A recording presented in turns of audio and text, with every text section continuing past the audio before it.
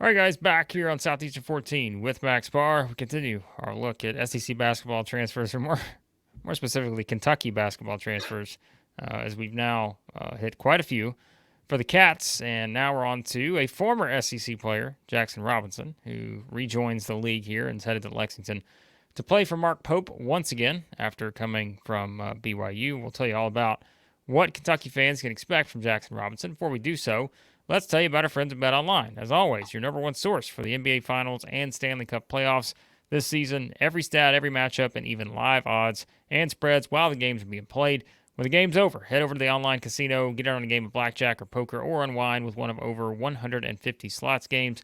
Head to the website today, get on the action, use that promo code BELIEVE. We always tell you about it, BLEAV, for 50% welcome bonus on your first deposit. Yes, 50% welcome bonus on your first deposit. Bet online, the game starts here. All right, as I said, Jaxson Robinson comes over, started at Texas A&M, wound up at Arkansas, went to BYU, now heads to Kentucky. Hey, back in the SEC, as I mentioned, he's someone who went through the NBA draft process as you would have expected for someone that's, kind of in this position, but decided to withdraw, and now he's headed to join many other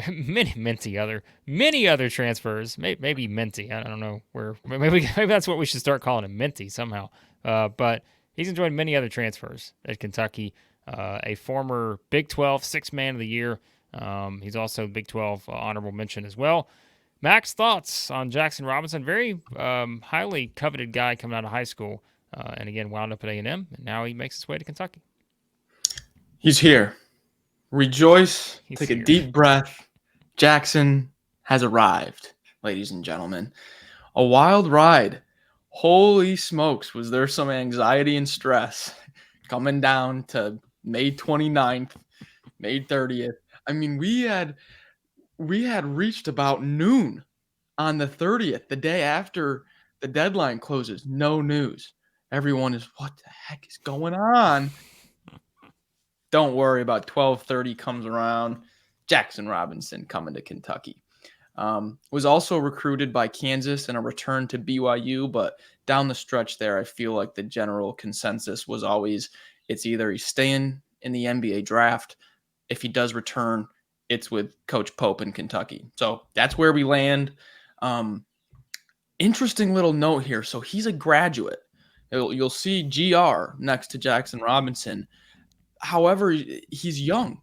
So he was a top 50 recruit in the class of 2021, but reclassed to 2020. So he's going to be listed as a graduate. He's 21. Okay. So you've got a young talent with now on his fifth year of college experience. I think that's pretty valuable as well. You said he was Sixth Man of the Year, honorable mention. Huge leap from junior to senior year last year. And that's what Mark Pope loves about this guy. Real quick, just a little, and I know there's coach speak this, coach speak that. Here's what I thought what Mark Pope said about him, carried a little bit of weight. Pope said after they signed him, Jaxson has been one of the most improved players in the country for 2 straight years and is barely scratching the surface of his potential. His growth trajectory is incredible. And the rest, go on to a little bit of coach speak. But I think that holds weight right there. This guy, look at the numbers, look at his minutes played, his production. 2 straight years now, big leaps of improvement, not just little stuff. This guy's improving at a fast rate, Blake. Yeah, leading scorer on BYU last year. Yep. And I think, which was interesting, BYU had, it's kind of one of those weird things, but they had, I think, 7 players that averaged 9 or more points last year. But he led the way at 14.2 points per game. And you talked about just kind of the trajectory of someone like this who started off, as we said, he starts off at A&M, only was there for a season, went to Arkansas for a season, just was not, was not getting a lot of playing time, was not really, being a big factor, didn't play more than 10 minutes for either one of those two teams, but then finds the right fit with BYU where he started 30 games year before last, this past season, still, starts 6 games, plays 20, like we said, 6-man role, but he's the leading scorer in that role and kind of really thrived in that spot. And I think, like I mentioned earlier, it's like the guy came out. You felt like, okay, he's an SEC player because he wound up at A&M, went to Arkansas, and now he comes back to Kentucky. And you just think of kind of the skill set that he brings to the table. That's what I'm most interested in seeing because, like we said, the scoring was definitely something that stood out last year. And I think just being able to play for the coach that if you really, again, look at the trajectory of Jaxson Robinson, where has he made the biggest strides as a player? He's made it under Mark Pope. And so it's like, okay, now it's a different location, different spot. There are higher expectations when you go play at Kentucky, and he's going to join, as we mentioned, a very loaded roster on this team. And I'm curious, we're definitely going to have some fun with that because just as a hint, if you guys are watching, we've started our SEC basketball experience podcast, which is a long form show we do every week here on Southeastern 14. This week, if you're watching this the week of June the 3rd, we are going to be focusing in on Kentucky a bit as kind of our featured spotlight. We're going to have a guest on, and we're going to talk about this rotation for Kentucky because when you had Jaxson Robinson to the mix, already adds another guy who is experienced. And I keep looking at this, Max, with the addition of Jaxson Robinson. Kentucky might be the most experienced team I see out there right now. When I look at all these rosters and I see how many potential grad transfers / seniors that are going to be playing in the top 7, 8-ish of this rotation, here's another one. No, yeah, right on. I haven't done the age averages yet, but I guarantee you Kentucky's probably top 3 here. So I didn't have this in my notes, but as we're talking, it came into my mind.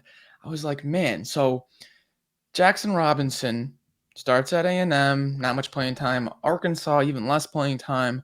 Then 2 years at BYU, boom, boom. Had his best year in the hardest league that he's ever played in. Look at Aaron Estrada.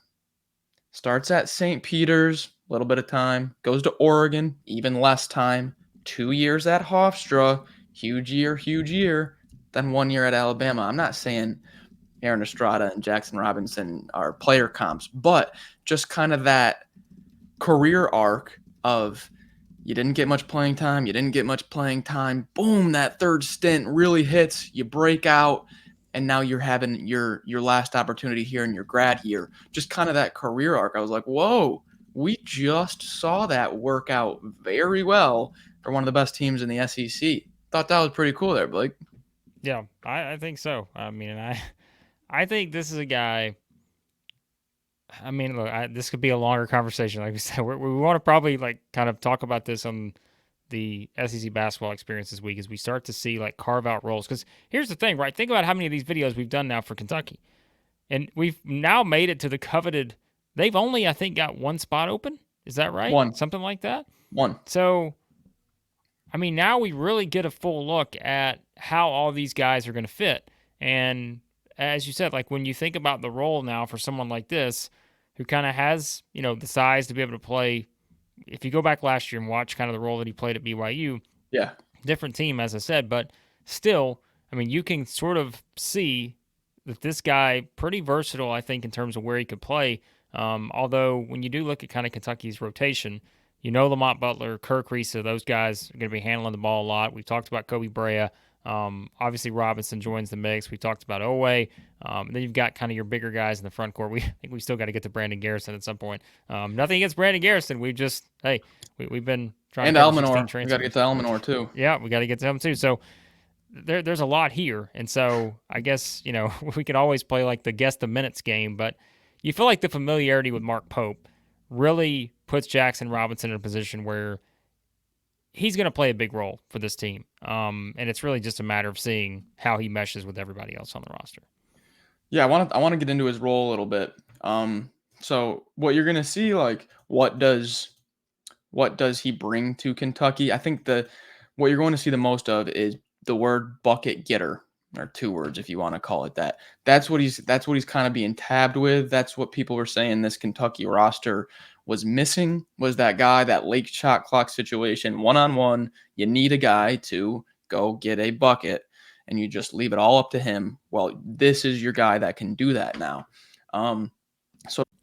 So to put into context how high volume of a three-point shooter he really was last year, Robinson, excuse me, shot 229 threes last year, just above 35%, but 229 is the number I want you to remember. Antonio Reeves, up at 44%, shot 188. So much more efficient, but still about 40, 50 less three-point attempts than Jaxson Robinson. You know how high volume Antonio Reeves was. So just put that into a little bit of context of how often this guy is shooting that rock. He's not turning down many good looks. And then another thing I wanted to touch on was the growth that he showed from junior year to senior year with kind of his offensive game. So as a junior, and shout out to Brandon Ramsey for these stats, because I would have had to do a lot of digging. So as a junior, Robinson took over 2/3 of his shot from three and under 50% of his shots from 2-point range. So large portion from three. Then just this last year, he took less than 60% of his shots from three and 53% of his shots from two. So you see that 2-point attempts come way up and the threes compared to his total shots come down a little bit. But the biggest note here, free throw attempts increased from 25 total free throw attempts his junior year to 65 his senior year. And now that's important because he was one of the best free throw shooters in the Big 12 last year. What did he shoot?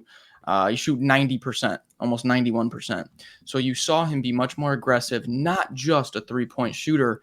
And that was that big leap just last year, just this past year. So you can, kind of put two and two together and think of how he might grow even more into this year and how that game has just come full circle. Curious. Good chance he leads Kentucky in scoring? Well, if you look at I wouldn't say Amari Williams or Brandon Garrison would lead him. So if you look at like the 1 through 4, Kriza Butler, Brea, Owe, Robinson, Andrew Carr, Almanor, I think if you're putting betting odds on it, who's going to be the leading scorer, I'm placing my money on Jaxson Robinson. It's got to be the favorite. So Williams averaged 12 points, 8 rebounds last year. Of course, we talked about him. Brea averaged 11. I know we're pretty excited about the possibility for Brea given the role that he could play within the Mark Pope offense, and I think he's a great candidate. But like you said, I think if you were doing betting odds, we feel like Butler is going to be probably more of the distributor, that role. You feel the same about like I think this could be your last significant addition to the roster, and it may be your leading scorer. So I think you kind of see how this is played out for Kentucky in terms of how Mark Pope has built this roster. They're in a good spot because I think there is a good chance that he winds up as the guy. Like you said, you get in those late shot clock type situations, a guy who is improved in efficiency, and you can tell there's more of that aggressiveness. As you said, you talked about the difference in the the numbers and the 2-point, the 3-point free throw attempts, all that. So I'm with you. I think if you're putting the betting odds on it, he's probably your favorite. By how much over Kobe Brea or I don't know, Carr? Yeah, like I don't know how much that would be, but I think he's your favorite to be the guy who probably leads this team in scoring. Although, like I said earlier, this could be maybe your Mark Pope special too, where you have 7 guys who average between 9 and 14 points or something. So I can't believe I didn't bring this up yet. I plan on bringing this up, but I'll show you. We'll show you exactly why this guy's going to be labeled as the bucket getter. Okay, I'm going to go full screen here. This is late second half of the Duquesne BYU game. Sorry if there's any BYU fans in here. I know it's a rough spot, but just check this out.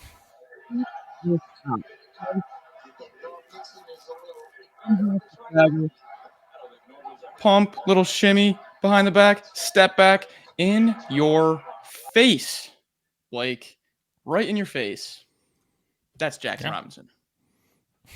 Right in your face, that's Jaxson Robinson. That's it. Like, just bang. We're going to start like using that for everybody. Like, I know we've already used it for Chaz Lanier at Tennessee. Jaxson Robinson, next up, bang. Just knocking down jumpers right in your face. Shoot them all, Jaxson. Shoot them all. Shoot them all, let it fly is the quality of a good scorer. Just let that thing fly. So we'll continue to let it fly. here at Southeastern 14 as we continue to cover all the SEC basketball roster moves. As we said, check out our new show.